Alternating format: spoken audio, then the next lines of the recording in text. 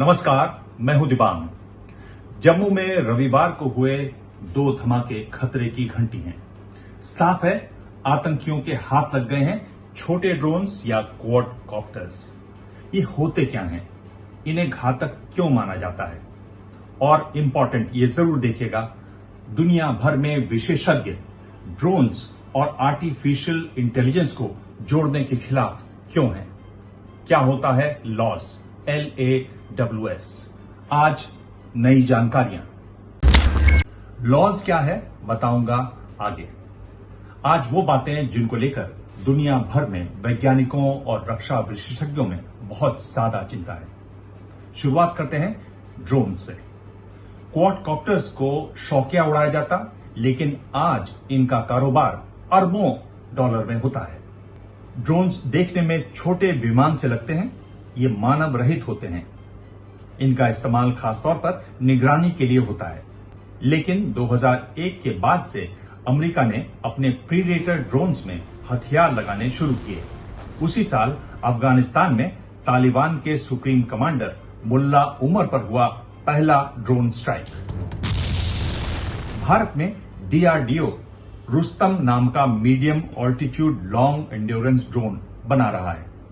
Quadcopter का नाम ही बताता है कि ये ऐसा ड्रोन है जिसके 4 रोटर होते हैं। इनमें 2 एक तरफ घूमते हैं और 2 दूसरी तरफ। इसी से इनको दिशा दी जाती है। आतंकी संगठन ISIS इराक और सीरिया में ग्रेनेड बरसाने में इनका खूब इस्तेमाल कर चुका है।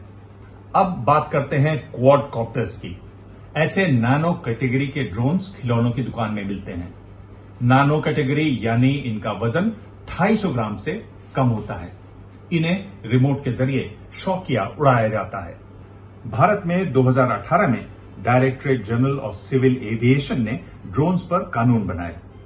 उनके मुताबिक 250 ग्राम से ज्यादा के ड्रोन्स को उड़ाने के लिए यूनिक आइडेंटिफिकेशन नंबर लेना जरूरी है।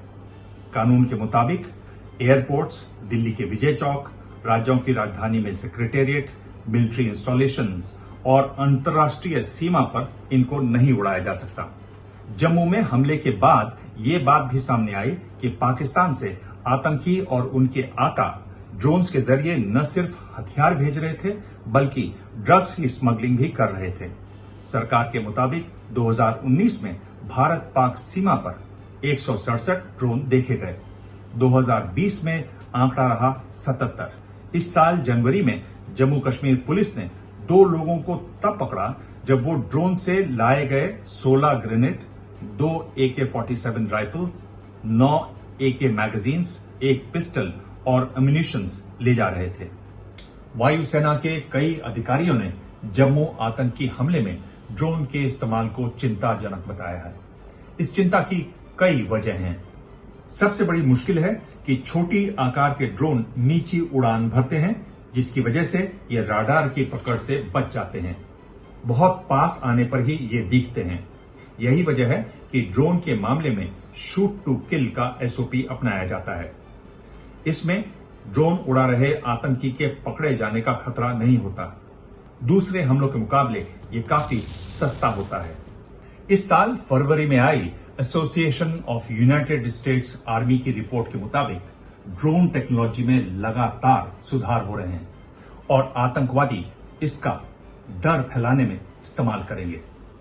रिपोर्ट में आशंका जताई गई कि आने वाले दिनों में आतंकी हमलों में ड्रोन का इस्तेमाल बढ़ेगा। इस रिपोर्ट में कहा गया है कि खासतौर पर भयावह स्थिति तब पैदा हो सकती है जब आतंकवादी केमिकल या बायोलॉजिकल एजेंट्स, खासतौर पर इन्फेक्शियस बीमारियां ड्रोन से भीड़-भाड़ वाली जगहों पर फैलाएं। और अब ड्रोन्स को लेकर सबसे बड़ा खतरा, वो खतरा जिसको लेकर दुनिया भर के जानकार और वैज्ञानिक बहुत चिंता में हैं। और इनमें हैं प्रोफेसर स्टुअर्ट रसल, जो आर्टिफिशियल इंटेलिजेंस के फील्ड में बड़ा नाम है। उनका कहना है कि आर्टिफिशियल इंटेलिजेंस का मतलब है मशीनों को कैसे इंटेलिजेंटली काम करना सिखाया जाए। इसमें बड़ी चिंता है कि ड्रोन्स को लोगों को मारना सिखाया जा रहा है। इस बारे में US आर्मी फ्यूचर्स कमांड के जनरल जॉन मरे का कहना है कि बड़ी संख्या में क्वाडकॉप्टर्स का हमला एक साथ हो तो सामना करना असंभव होगा। यूएस नेवी का अनुमान है कि एक साथ 10 लाख ड्रोन्स का हमला हो सकता है। तभी यह मांग उठ रही है कि मशीनों को खुद से निर्णय कर मानवों को जान से मारने का अधिकार नहीं होना चाहिए।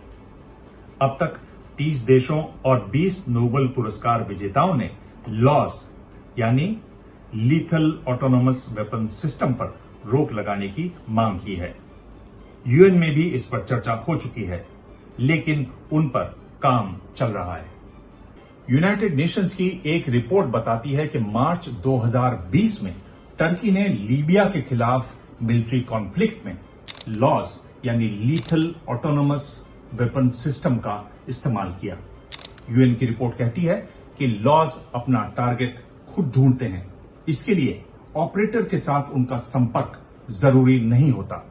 फायर फॉरगेट फाइंड कैपेबिलिटी के हथियार आर्टिफिशियल इंटेलिजेंस की वजह से फायर करने के बाद अपना टारगेट खोज लेते हैं।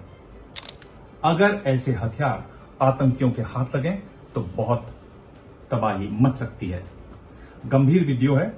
आप भी इस पर अपनी राय कमेंट बॉक्स में जरूर लिखें। आप चाहें तो मुझे ट्वीट कर सकते हैं। मेरा हैंडल है @dibang DIBANG।